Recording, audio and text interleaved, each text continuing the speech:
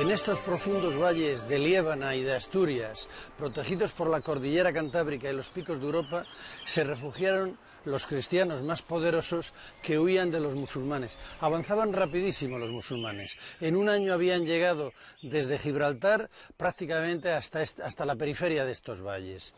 A partir de unos primeros tiempos de duda y de zozobra, ya crean el mozárabe en esta zona. Posteriormente, algunos monjes en las cuevas crean unos eremitorios muy típicos y posteriormente, ya consolidada una cierta cultura, con la influencia del Camino de Santiago, se crean las grandes colegiatas en Cantabria. En estas montañas, en este punto, aquí mismo, estaba Beato, un gran personaje de aquella época. Monje y abad del monasterio de San Martín de Turieno, más tarde Santo Toribio. Allí escribió su comentario del Apocalipsis y nombró por primera vez a Santiago como patrón de España. Beato de Liébana, posiblemente de origen visigodo, vivió entre los años 730 y 804 y fue más que un santo. Fue un gran intelectual y un político al servicio de la monarquía asturiana. En el siglo VIII, la Iglesia visigoda de Toledo, bajo el poder musulmán, es independiente de Roma y de Bizancio. Su obispo, Elipando, propone una doctrina, el adopcionismo, que pretendía ser una especie de cuña teológica entre las dos religiones. En ella se propone a Cristo como hijo adoptivo de Dios, es decir, como profeta y hombre al igual que Mahoma. Una alianza de civilizaciones que organizó, como ya se sabe, y nunca mejor dicho, la de Dios es Cristo.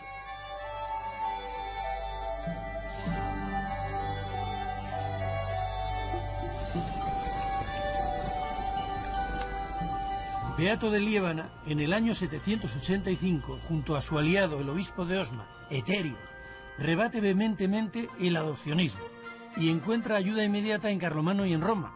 El éxito de Beato fue total, porque en adelante la Iglesia española sería la de la Reconquista. En su poema O Dei Verbum apoya al rey asturiano Mauregato y cita por primera vez la vinculación de Santiago Mayor con Hispania, llamándole además refulgente áurea cabeza de Hispania.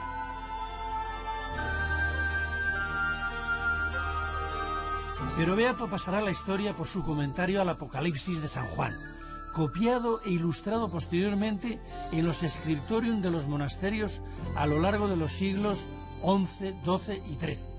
Estos libros, con sus miniaturas, hoy conocidos como beatos, no tendrán parangón ni en Oriente ni en Occidente.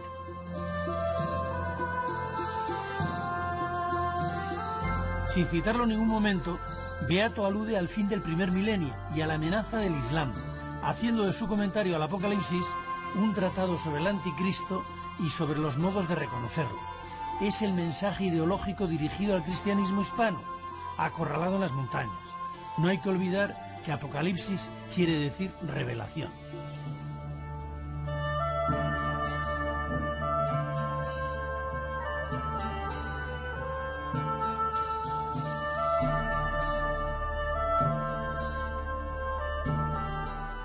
La influencia oriental, los ojos, las visiones estáticas, la sensibilidad africana del mundo copto siguen el compromiso de representar, como dice Humberto Eco, la violencia y la gloria en un terreno puramente onírico. El punto de sutura entre el mundo y el texto es el texto sagrado. Y el texto sagrado tiene un solo sentido, el literal. Si dice que la bestia existe, la bestia existe.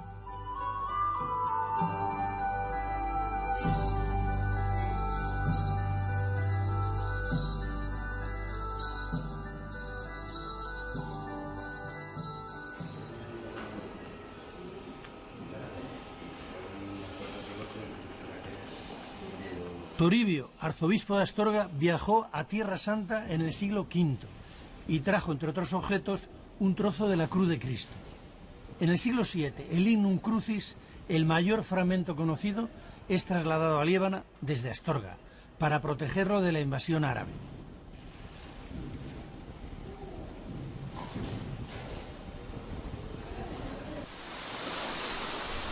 Cuenta la leyenda que antes del siglo VII, Santo Toribio vino a Liébana a cristianizarla.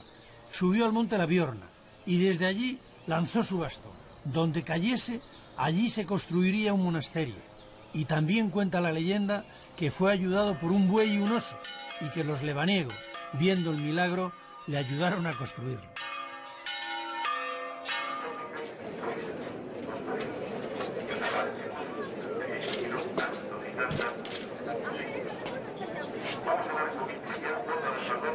Santiago de Compostela, Jerusalén, Roma y Liébana son los 4 lugares santos del cristianismo, privilegio otorgado por el Papa León II en 1512. Cuando Santo Toribio coincide en domingo, se celebra el Año Santo Lebaniego, al que acuden miles de peregrinos de todos los lugares del mundo. En el santuario material,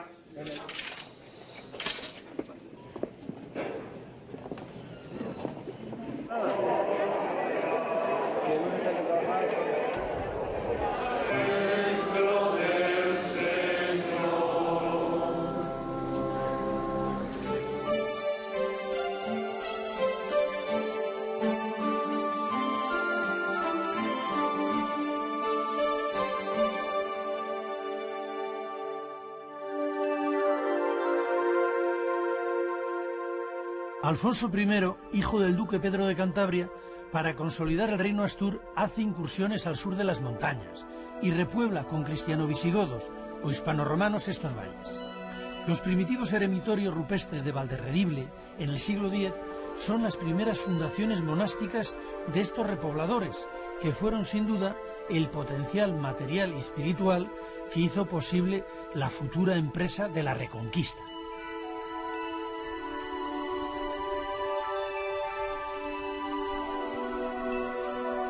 Las necrópolis excavadas en la piedra son prueba de que la vida monástica a veces era compatible con una vida en comunidad, monacal o no, de carácter familiar.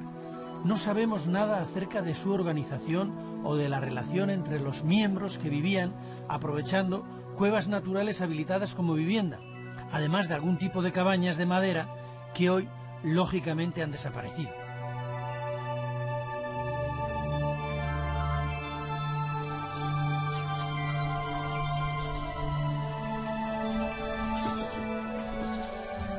En otros casos, como en este de Royuelos, excavaban sus templos en lugares donde la roca era muy blanda, especialmente en afloramientos de arenisca o en cerros calizos.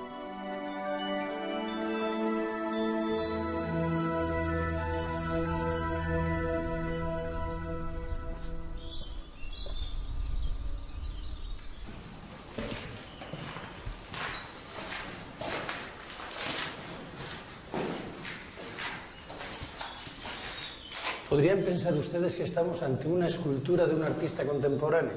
Pues no, estamos en una iglesia románica, prerrománica, de los albores del cristianismo en la región de Cantabria. Aquí están los antecedentes de los grandes canteros. La forma más económica que tenían aquellas gentes era vaciar estas montañas arenosas y crear unos espacios para el culto y para la vida. De aquí surgirán luego los canteros transmeranos y los de toda la región.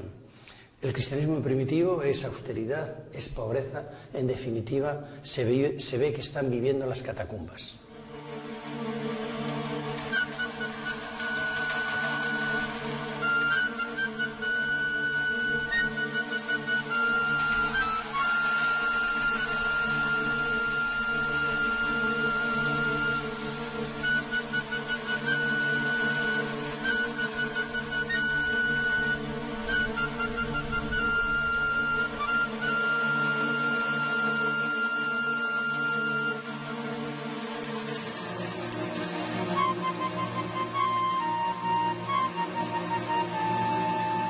Al desaparecer la amenaza musulmana sobre Cantabria a partir del siglo X, las iglesias excavadas en la roca, protegidas por su identificación con el paisaje, se dejan de construir para levantar los nuevos templos ya de fábrica, es decir, con paredes de piedra.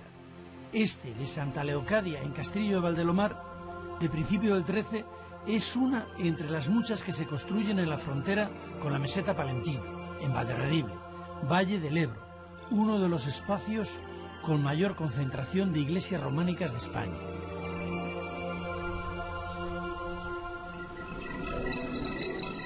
De especial interés por la fecha de su obra, principios del 12, es San Juan de Villanueva de la Nia, que fue construida posiblemente por los mismos canteros que labraron San Pedro de Cervatos, como parece demostrarlo la calidad de su escultura y los temas obscenos y jocosos de los canecillos.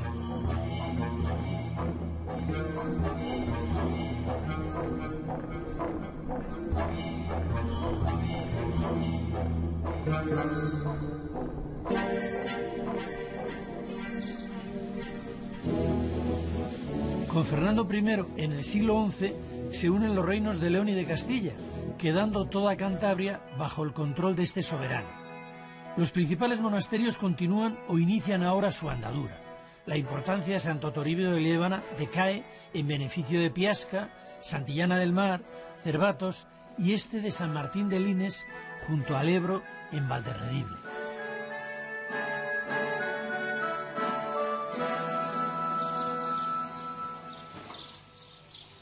La iglesia que queda del monasterio de San Martín de Lines es una de las más bellas y monumentales de Cantabria, orgullo de Valderredible y testimonio de la antigüedad de la vida en este valle privilegiado. Este monasterio, que debió nacer en los primeros siglos de la repoblación, quizás con carácter familiar, tuvo antecedentes mozárabes ya en el siglo X. Protegido por condes y nobleza castellana, debió extender su influencia por todo el valle.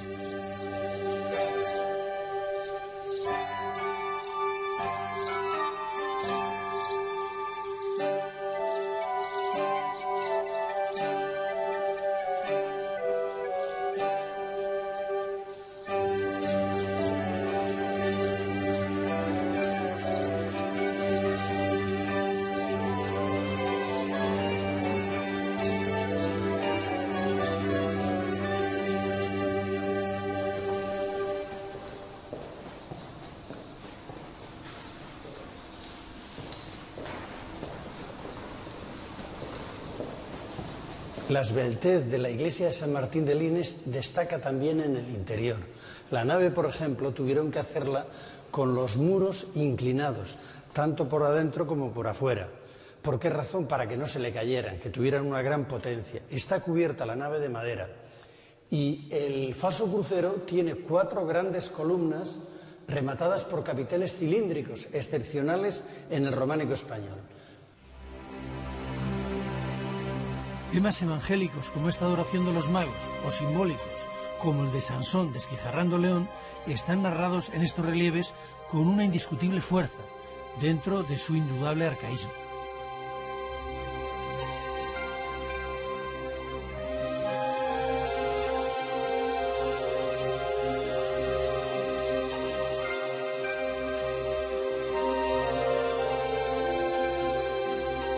El ábside y presbiterio que tengo a mis espaldas están adornados por doble arquería.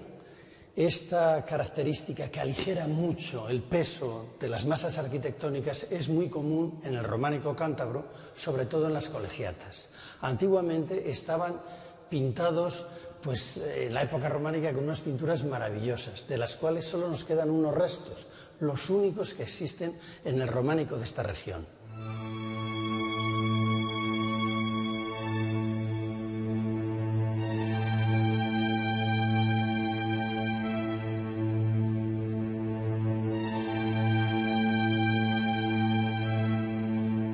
En el claustro quedan estas ventanas del anterior templo mozárabe.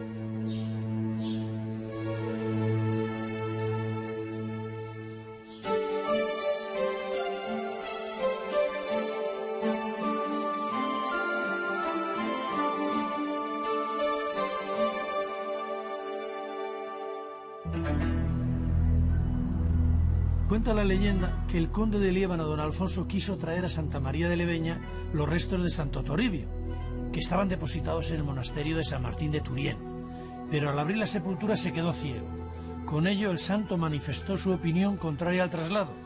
El conde Alfonso, arrepentido, mandó construir la iglesia de Santa María en el año 925 y la donó al monasterio.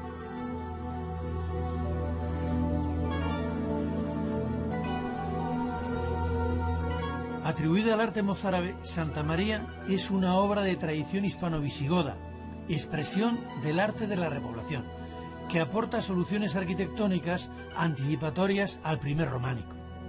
Esta gran arquitectura solo tendría que acoger aspectos decorativos para integrarse en el primer estilo internacional europeo. Motivos ornamentales de origen remoto, arcos de herradura y capiteles en los que pervive el mundo clásico son elementos de tradición hispano-visigoda que conviven con unas soluciones arquitectónicas anteriores al románico internacional.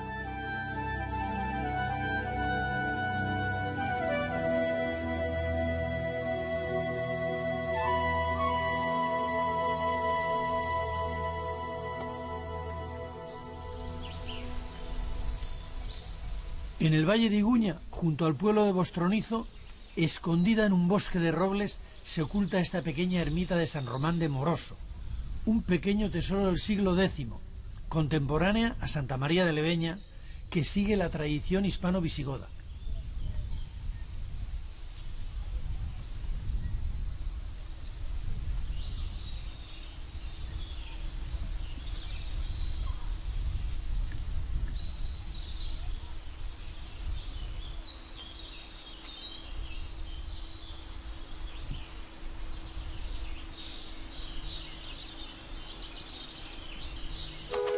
Situada a unos kilómetros por encima de Bostronizo, Santa Leocadia en Helguera es el tercer ejemplo en Cantabria de estas iglesias de repoblación del siglo X, de tradición hispano-visigoda, o mozárabe según otros, con muros de grandes y bien trabajados sillares, elementos decorativos de símbolos solares de origen visigodo en los canecillos, ábside cuadrado prerrománico y en el interior, muy reformado, un arco triunfal que recuerda al mundo romano.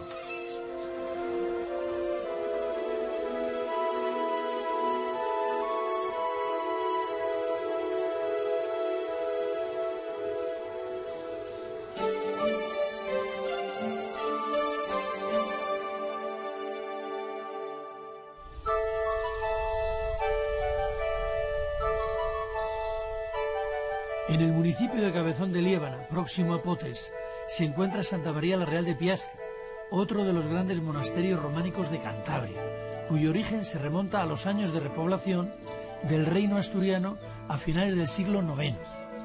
En el siglo X consta como monasterio dúplice de monjes y monjas, y ya en el siglo XII pasa a depender de Sagún, y el templo es reformado por el maestro Covaterio, dando como resultado la iglesia románica actual. La escultura de Piasca, magistralmente tallada, es junto a la de Santillana la más importante del románico de Cantabria.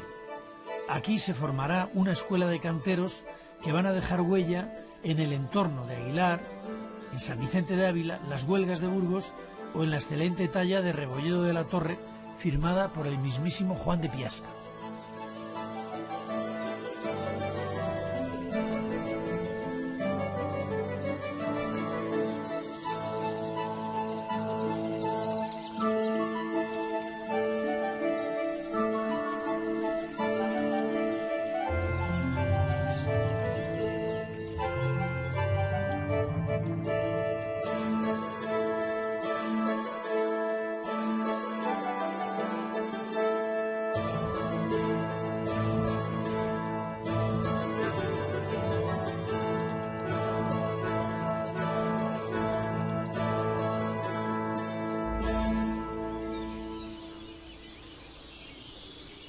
En la puerta sur de la iglesia, que posiblemente daría un claustro hoy desaparecido, se representan con gran precisión diferentes oficios de la época: herreros, sastres, calígrafos.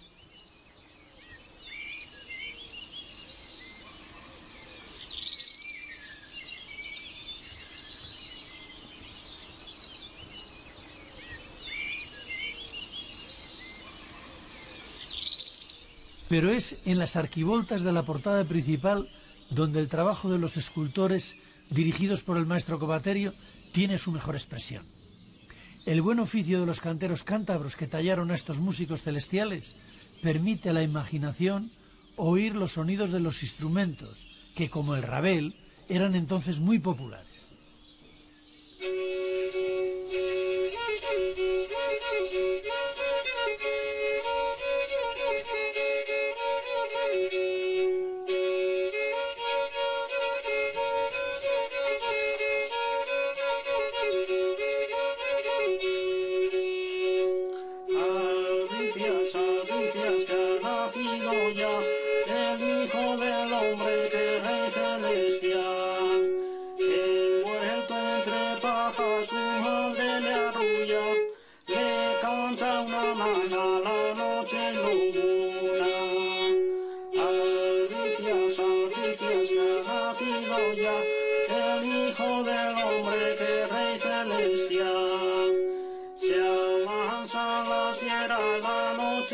clara, llegan los pastores con su humilde carga.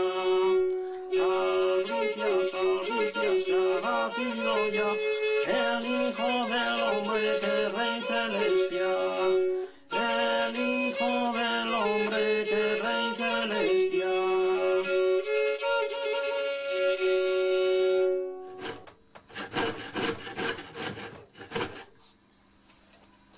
El rabel es un instrumento de cuerdas frotadas, se tañe con un arco y su origen, según todos los indicios, parece ser que es árabe y llegó a Cantabria a través de la ruta de la transhumancia.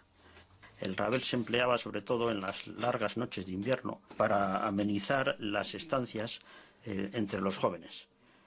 Se iba a rondar a las mozas y siempre había un tañedor que llevaba su rabel y amenizaba esas estancias, pues con unas letras picarescas, con unas letras que se inventaba él y otras eran de la tradición, estrofas de 4 versos y los bailes típicos a lo pesado y a lo ligero.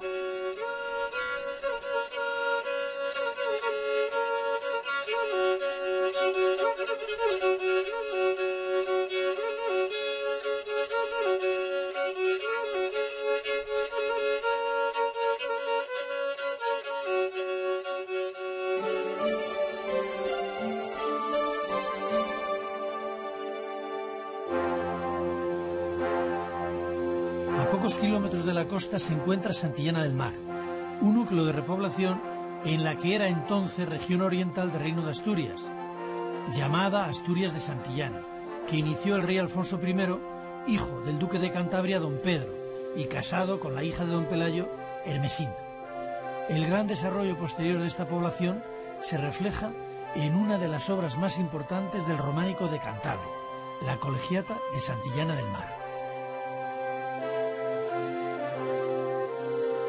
A mediados del siglo X ya existen documentos sobre un lugar llamado Planes, donde una condesa llamada doña Fronilde hace donaciones. Posteriormente, en torno a las reliquias de Santa Juliana, se crea ya en el siglo XI-XII un gran monasterio, el que tenemos a nuestras espaldas. Recibe donaciones de reyes tan importantes como don Fernando I de Castilla y León y Alfonso VI y Alfonso VIII. De ellos depende la villa que se crea en el entorno del monasterio y que es un lugar de realengo, depende solo del rey y que se llama Santillana en honor a la santa de las reliquias, Santa Juliana.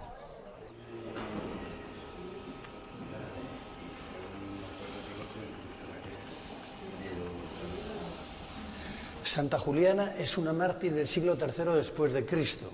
Su padre es un gentil que persigue cristianos. No sabe que ella es cristiana y la promete a Lurzo, un rico de Bitinia en Asia Menor. Ella le pone disculpas a Lurzo para no casarse con él y finalmente el padre se entera de que es cristiana y la manda a azotar. Pero no cede, entonces la someten a martirio, la cuelgan de los cabellos, la echan estaño hirviendo, la flagelan repetidas veces y finalmente la cortan la cabeza.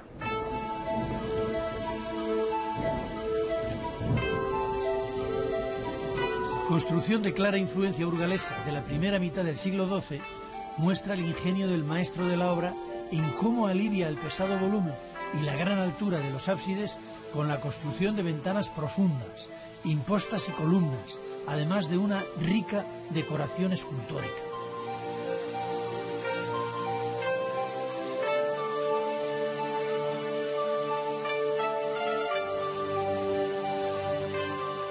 Como en otras iglesias románicas, la Colegiata de Santillana, a través de los tiempos y de sucesivas reformas, incorpora a su obra original diferentes añadidos posteriores para mantener el templo en pie. Esta iglesia es una iglesia de excepcional altura. Tiene 3 naves y tiene un parecido, una semejanza con el gran románico burgalés. Está construida sobre roca y sobre arcilla y quizá a esto se debe una cierta inestabilidad y también la irregularidad del trazado. Para evitar el desmoronamiento de la iglesia se le ha rodeado de torres, capillas y el claustro, que es excepcional por su belleza en Cantabria.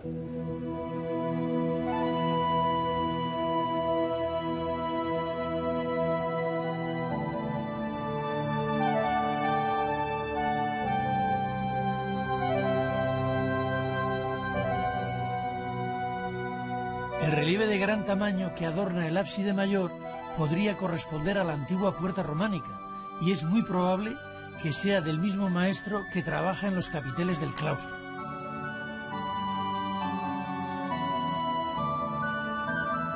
Las esculturas de la nave y las ventanas de talla más burda presentan una gran variedad de temas.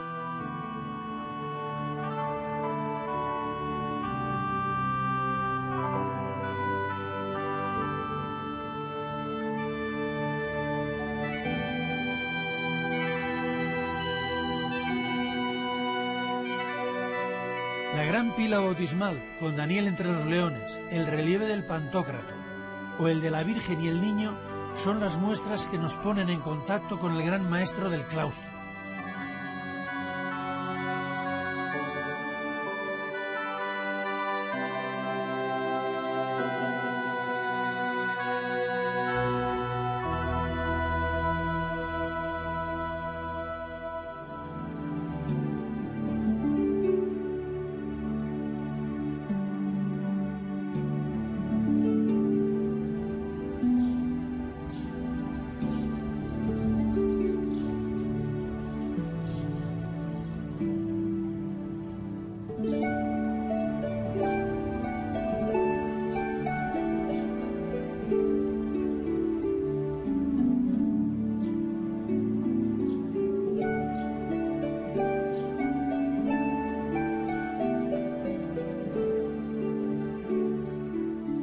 El de la Colegiata de Santillana, aunque incompleto, es uno de los claustros más interesantes de nuestro románico hispano.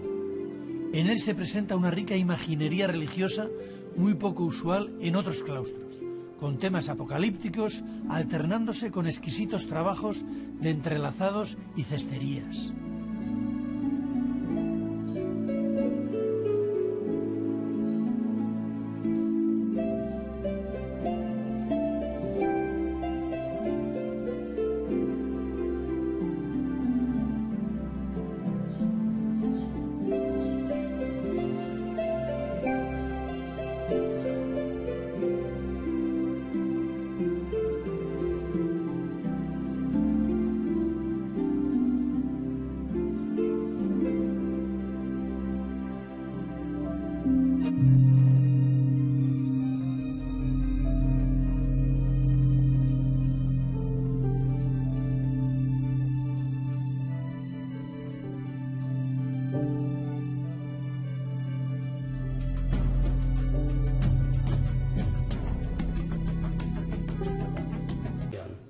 El cristianismo primitivo es austeridad, es pobreza, en definitiva se ve que están viviendo en las catacumbas.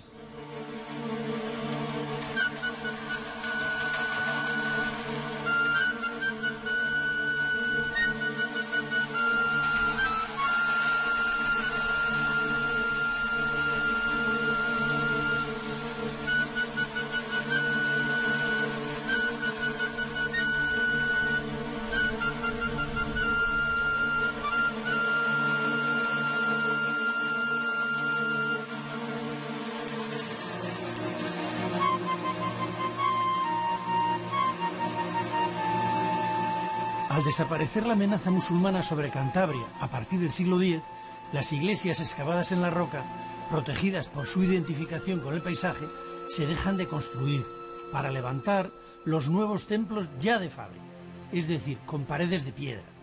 Este de Santa Leocadia en Castillo de Valdelomar, de principio del XIII, es una entre las muchas que se construyen en la frontera con la meseta palentina, en Valderredible, Valle del Ebro, uno de los espacios con mayor concentración de iglesias románicas de España.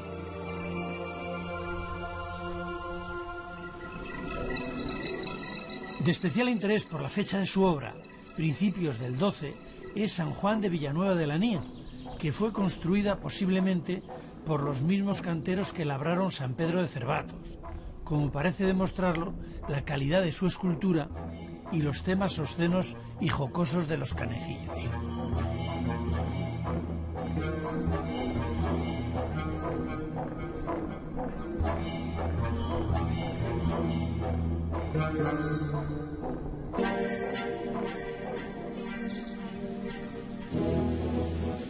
Con Fernando I, en el siglo XI, se unen los reinos de León y de Castilla, quedando toda Cantabria bajo el control de este soberano.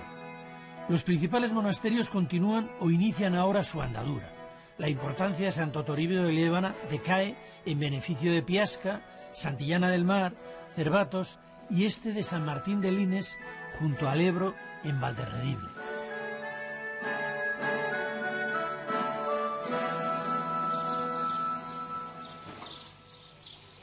La iglesia que queda del monasterio de San Martín de Lines es una de las más bellas y monumentales de Cantabria, orgullo de Valderredible y testimonio de la antigüedad de la vida en este valle privilegiado. Este monasterio, que debió nacer en los primeros siglos de la repoblación, quizás con carácter familiar, tuvo antecedentes mozárabes ya en el siglo X. Protegido por condes y nobleza castellana, debió extender su influencia por todo el valle.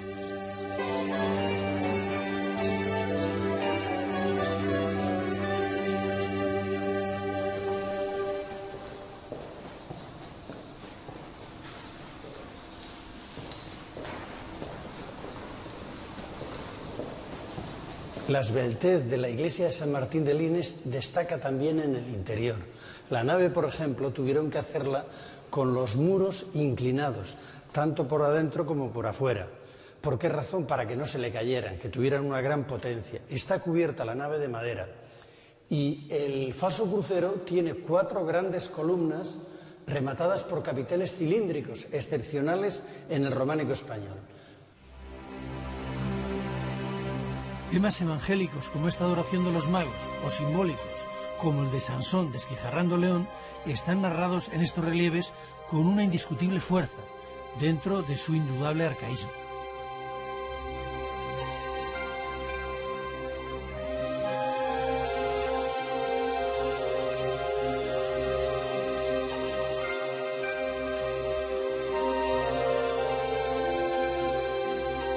El ábside y presbiterio que tengo a mis espaldas están adornados por doble arquería. Esta característica que aligera mucho el peso de las masas arquitectónicas es muy común en el románico cántabro, sobre todo en las colegiatas. Antiguamente estaban pintados en la época románica con unas pinturas maravillosas, de las cuales solo nos quedan unos restos, los únicos que existen en el románico de esta región.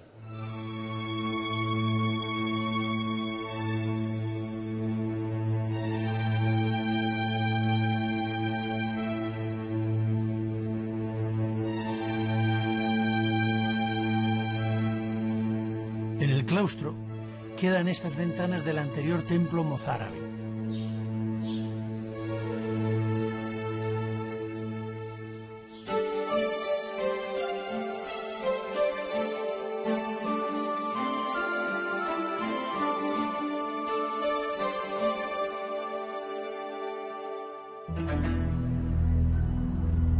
Cuenta la leyenda que el conde de Liébana, don Alfonso, quiso traer a Santa María de Leveña los restos de Santo Toribio, que estaban depositados en el monasterio de San Martín de Turién, pero al abrir la sepultura se quedó ciego. Con ello el santo manifestó su opinión contraria al traslado. El conde Alfonso, arrepentido, mandó construir la iglesia de Santa María en el año 925 y la donó al monasterio.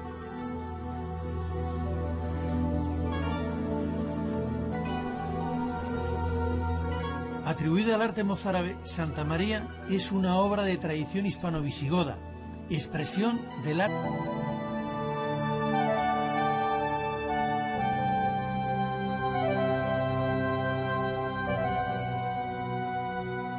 El relieve de gran tamaño que adorna el ábside mayor podría corresponder a la antigua puerta románica y es muy probable que sea del mismo maestro que trabaja en los capiteles del claustro.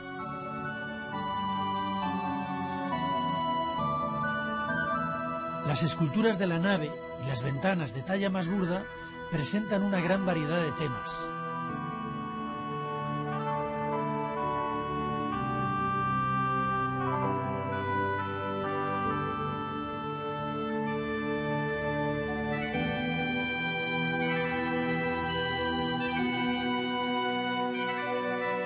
La gran pila bautismal con Daniel entre los leones, el relieve del Pantócrato o el de la Virgen y el Niño son las muestras que nos ponen en contacto con el gran maestro del claustro.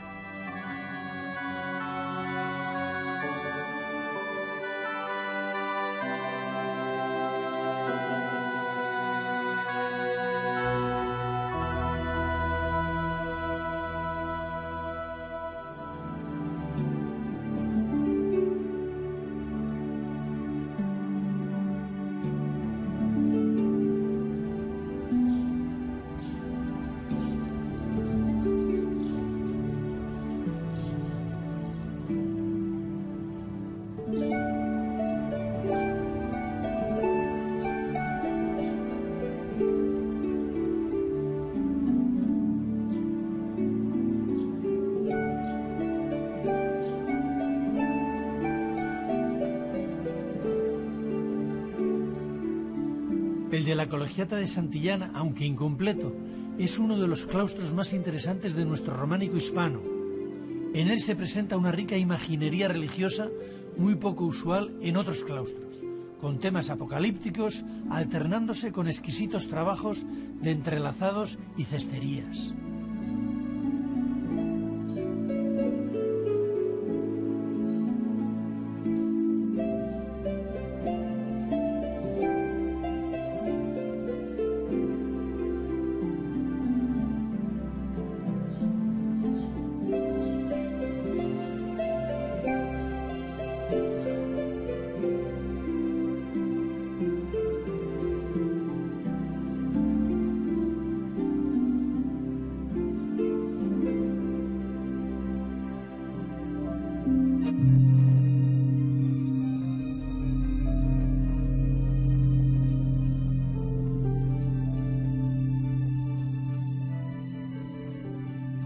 Cerros calizos.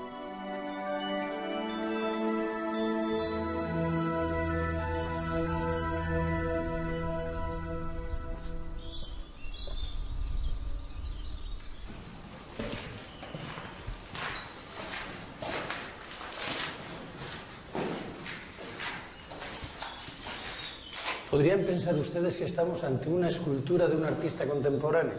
Pues no. Estamos en una iglesia románica, prerrománica, de los albores del cristianismo en la región de Cantabria.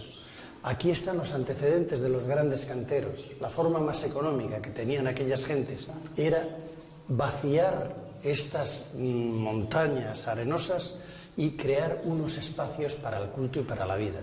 De aquí surgirán luego los canteros trasmeranos y los de toda la región. El cristianismo primitivo es austeridad, es pobreza, en definitiva se ve que están viviendo las catacumbas.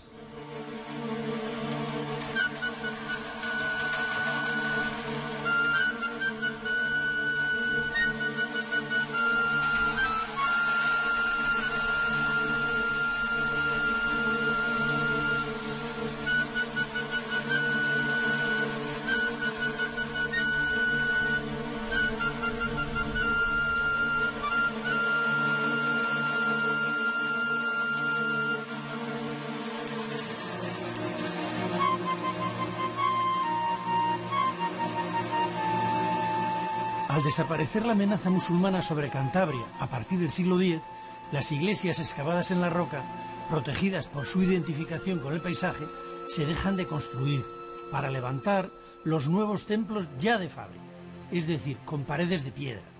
Este de Santa Leocadia en Castillo de Valdelomar, de principio del XIII, es una entre las muchas que se construyen en la frontera con la meseta palentina, en Valderredible, Valle del Ebro, uno de los espacios con mayor concentración de iglesias románicas de España.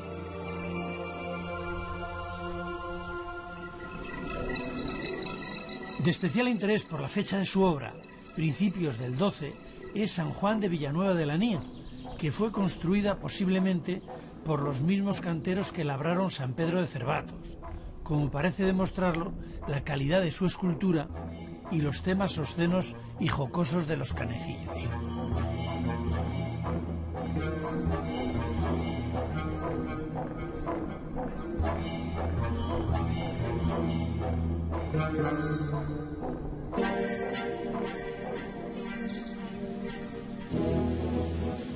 Con Fernando I, en el siglo XI, se unen los reinos de León y de Castilla, quedando toda Cantabria. Viven con unas soluciones arquitectónicas anteriores al románico internacional.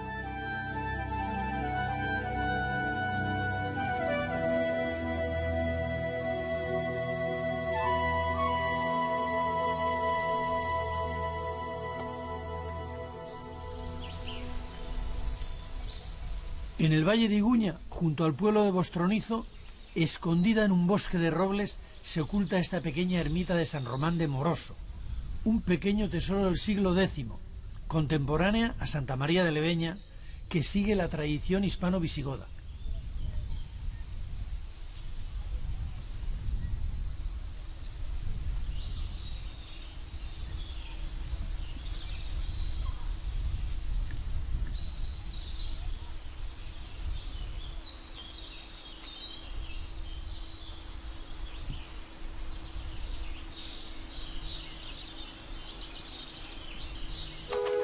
Situada a unos kilómetros por encima de Bostronizo, Santa Leocadia en Helguera es el tercer ejemplo en Cantabria de estas iglesias de repoblación del siglo X, de tradición hispano-visigoda, o mozárabe según otros, con muros de grandes y bien trabajados sillares, elementos decorativos de símbolos solares de origen visigodo en los canecillos, ábside cuadrado prerrománico y en el interior, muy reformado, un arco triunfal que recuerda al mundo romano.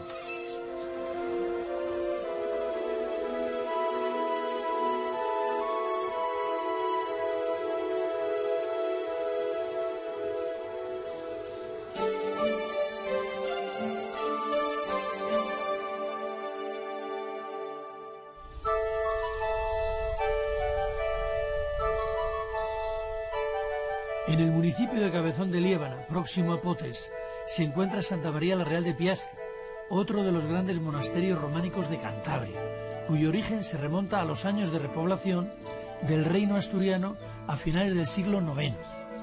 En el siglo X consta como monasterio dúplice de monjes y monjas, y ya en el siglo XII pasa a depender de Sagún, y el templo es reformado por el maestro Covaterio, dando como resultado la iglesia románica actual. La escultura de Piasca, magistralmente tallada, es junto a la de Santillana la más importante del románico de Cantabria. Aquí se formará una escuela de canteros que van a dejar huella en el entorno de Aguilar, en San Vicente de Ávila, las Huelgas de Burgos o en la excelente talla de Rebolledo de la Torre, firmada por el mismísimo Juan de Piasca.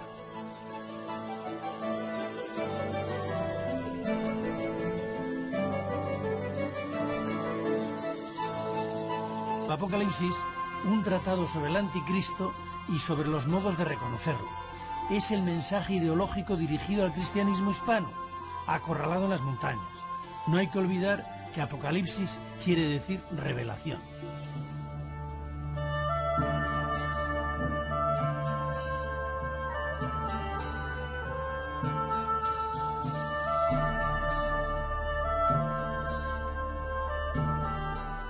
La influencia oriental, los ojos, las visiones estáticas, la sensibilidad africana del mundo copto siguen el compromiso de representar, como dice Humberto Eco, la violencia y la gloria en un terreno puramente onírico.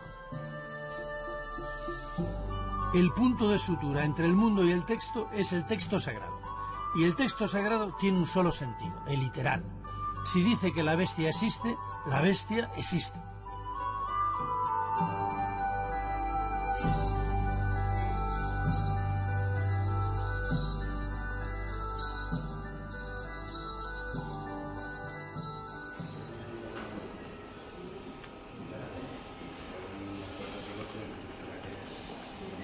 Toribio, arzobispo de Astorga, viajó a Tierra Santa en el siglo V y trajo, entre otros objetos, un trozo de la cruz de Cristo.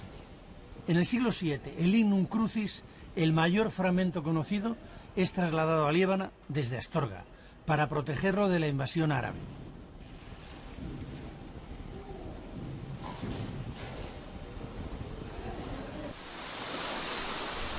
Cuenta la leyenda que antes del siglo VII, Santo Toribio vino a Liébana a cristianizarla. Subió al monte La Biorna y desde allí lanzó su bastón. Donde cayese, Allí se construiría un monasterio, y también cuenta la leyenda que fue ayudado por un buey y un oso, y que los lebaniegos, viendo el milagro, le ayudaron a construirlo.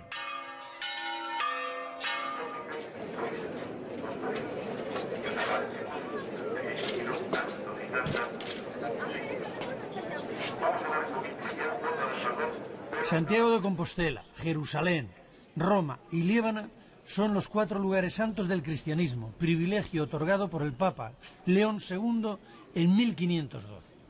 Cuando Santo Toribio coincide en domingo, se celebra el Año Santo lebaniego, al que acuden miles de peregrinos de todos los lugares del mundo. En el santuario material,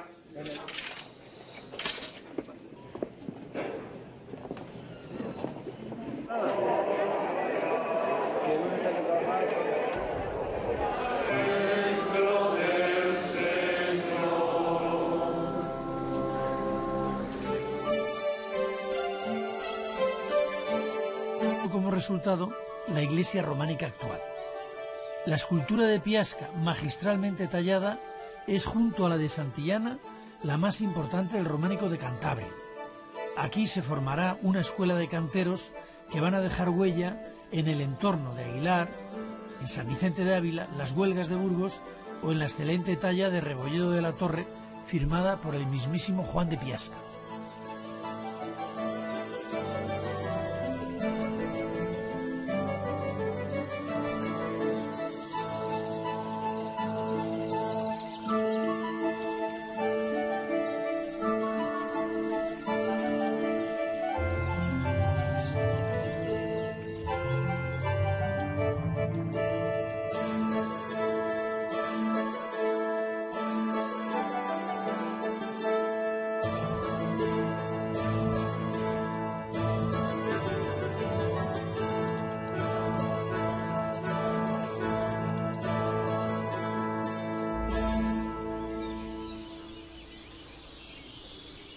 En la puerta sur de la iglesia, que posiblemente daría un claustro hoy desaparecido, se representan con gran precisión diferentes oficios de la época: herreros, sastres, calígrafos.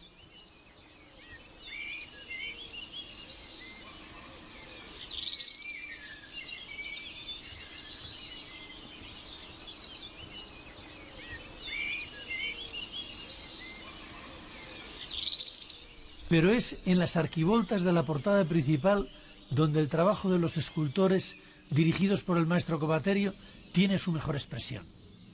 El buen oficio de los canteros cántabros que tallaron a estos músicos celestiales permite a la imaginación oír los sonidos de los instrumentos, que, como el rabel, eran entonces muy populares.